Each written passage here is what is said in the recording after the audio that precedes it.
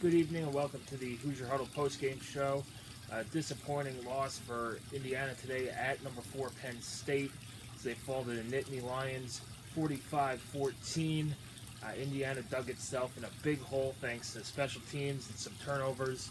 Saquon Barkley, Penn State's Heisman candidate running back, took the opening kickoff 97 yards for a touchdown. Indiana got the ball back on offense. 2 plays later, Morgan Ellison tries to finish an 18-yard run hard, fumbles the ball. Penn State scores on the ensuing drive. Indiana has to punt the next drive. Defense buckles down, forces a Penn State punt. Ja'Shun Harris fields it, fumbles it. Penn State recovers it, takes it into the end zone, and before you know it, it's 21-0. And then with 14 seconds left in the first quarter, Trace McSorley hits an open receiver in the end zone to make it 28-0. And then Indiana kind of came back. The defense buckled down, shut out Penn State in the second quarter, and really gave the offense a chance to get back into the game. Indiana would score twice in the second quarter, one on a Ricky Brookins run, set up by a nice pass, run and throw and run, and catch and run from Lego to Ian Thomas. And then you had Peyton Ramsey finding Semi Cobbs for a touchdown as well. And then after that, they traded punts, a couple turnovers. Indiana got an interception from Jonathan Crawford to set up their second touchdown. Blocked the field goal. Penn State missed 2 field goals, a short one and then the block. But after that, Indiana didn't have enough on offense. They took Richard Lego out for Peyton Ramsey. He only completed 8 passes, under 80 yards as well.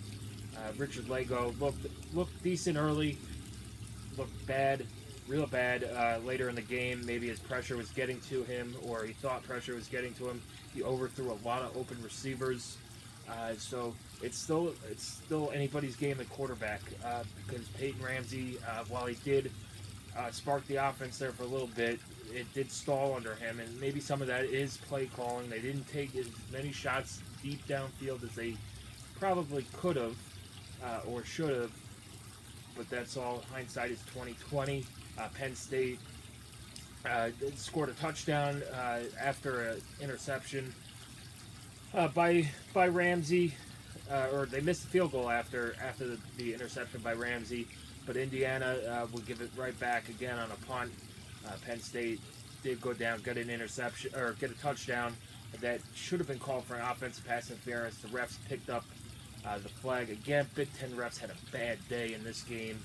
Several reviews on plays that shouldn't have been reviewed, that need to be called correctly on the field. They picked up the offensive pass interference flag. They missed a bunch of calls, a hold on Penn State, a horse collar tackle on by Tigre Scales, and stuff like that. So not a great day for the Big Ten officiating group. And then Penn State rounded out the scoring, going for those style points for the playoff and style points for Saquon Barkley's Heisman drive as they did a halfback pass there with a few minutes to go to make it 45-14.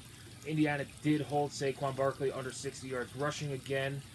The defense, can't say enough about this defense. They could have packed it in down 28-0.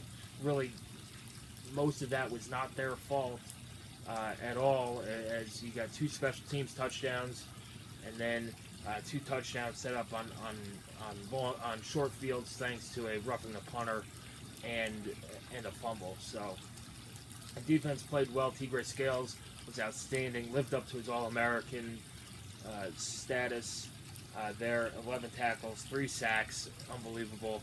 Jonathan Crawford had a terrific game with a pick, made several big tackles, also blocked the kick. Hope he gets credit, not Jameer Bowen, because Crawford got that one before Bowen got it. But anyway, on to next week. Indiana plays Charleston Southern. They have to get healthy, and a couple IU guys got dinged up today. We'll see. Brandon Knight looks like he's in the concussion protocol. We'll see what's wrong with Ian Thomas. He did jog off the field, so that's a good sign. But I think anybody, much like you saw last week against Georgia Southern, anybody's dinged up going into the Charleston Southern game, they're probably going to rest and get ready for the rest rest of the Big Ten schedule, starting with Michigan on October 14th. But Indiana's right where we thought they would be, minus the FIU game. We figured that this would be loss number 2. So sitting at 2-2, get a win next week. You're going 3-2 into the Michigan game. You have everything you want to play for in front of you, with bowl games and all that stuff. So get that win. Most importantly, get that win next week. They have to figure out this quarterback situation. Richard Lego did not look good. Peyton Ramsey stalled there in the middle. It becomes one-dimensional the other way, as he ran the ball a little too much, and they don't have a deep threat passing the ball. So it goes both ways. I would have liked to see Richard Lego go back in and try and throw the ball downfield, or at least let Peyton Ramsey try and throw the ball downfield there late in the game.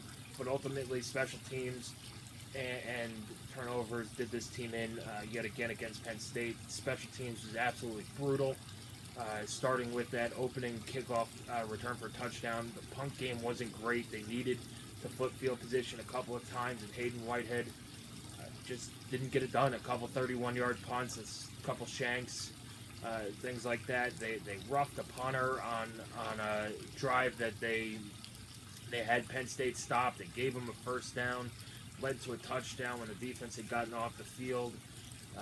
IU didn't have a chance to kick a field goal, but Griffin Oaks did hit both extra points.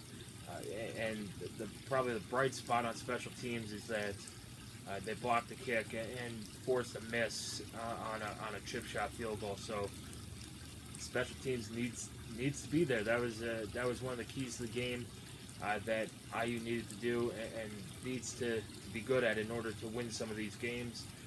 But 4 turnovers absolutely killed them. Hopefully Ja'Shawn Harris is all right after the hit he took on punt return.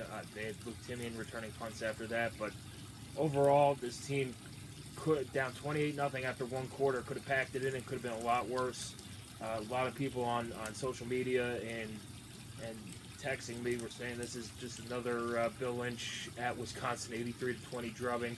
But the defense fought hard, kept IU in the game at 28-14 at halftime, and for the most part in the second half kept them within striking distance to make it interesting. But IU's offense just couldn't get it done. They couldn't get the run game going all that well. They couldn't get the throw game going all that well, and we'll see.